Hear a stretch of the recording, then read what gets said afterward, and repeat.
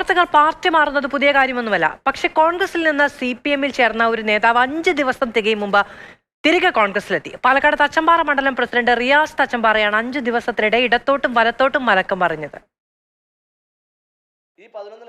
സ്ത്രീകളോട് മോശമായി പെരുമാറിയെന്ന ആരോപണത്തെ തുടർന്നാണ് റിയാസ് തച്ചമ്പാറയെ കോൺഗ്രസിൽ നിന്ന് പുറത്താക്കുന്നത്.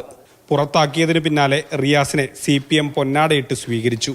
വനിതകളോട് അപമര്യാദയായി പെരുമാറുക എന്ന് പറഞ്ഞാൽ മാങ്കൂട്ടം പെരുമാറിയ പോലെയല്ല അത് എന്നാണ് ഞാൻ മനസ്സിലാക്കിയത്. ഗുരുതര ആരോപണങ്ങൾ കോൺഗ്രസിനെതിരെ ഉന്നയിച്ചാണ് റിയാസ് പാർട്ടി വിട്ടത്. DCC പ്രസിഡന്റ് എ തങ്കപ്പൻ ആള് ശരിയല്ല, കോൺഗ്രസിൽ സ്ഥാനം കിട്ടാൻ പണം വാങ്ങുന്നു എന്നൊക്കെയായിരുന്നു ആരോപണം. DCC പ്രസിഡന്റ് പറഞ്ഞു, ഞാൻ ചെറുക്കാനല്ല DC പ്രസിഡന്റ് ആയിരിക്കണത്, എനിക്ക് 5 ലക്ഷം വേണമെന്നാ പറഞ്ഞത്. ഏതൊക്കെ സ്ഥലം DC പ്രസിഡന്റ് വാങ്ങുന്നുണ്ട്, കോടികൾ വില മതിക്കുള്ള സ്ഥലം പാലക്കാട് വാങ്ങുന്നുണ്ട്, അപ്പൊ അതിലേക്ക് 5 ലക്ഷം റുപ്യ ആദ്യം വേണമെന്ന് പറഞ്ഞു.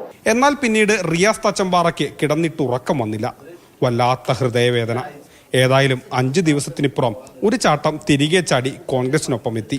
യഥാർത്ഥ ഒരു കോൺഗ്രസ്സുകാരന് കോൺഗ്രസ് വിട്ടിട്ട് പോകാൻ പറ്റില്ല എന്നതിന്റെ ഉത്തമ ഉദാഹരണമാണ് ഞാൻ. ഒരാഴ്ചയ്ക്ക് മുമ്പ് പറഞ്ഞതെല്ലാം മാറി.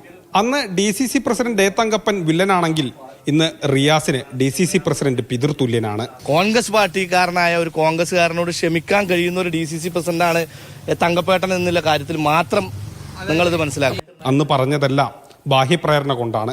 പിന്നെ മാധ്യമങ്ങൾക്കുമുണ്ട് പഴി. അത് ഞാനല്ല ഉന്നയിച്ചത്, അത് നിങ്ങൾ മാധ്യമ പ്രവർത്തകർ എന്നോട് ചോദിച്ചത്. ഇല്ലല്ല, എന്നോട് ചോദിച്ചത്. ഇല്ലല്ല, നിങ്ങൾ അതിൽ തിരുത്തി പറയരുത്, ഒരിക്കലും നിങ്ങൾ തിരുത്തി പറയരുത്.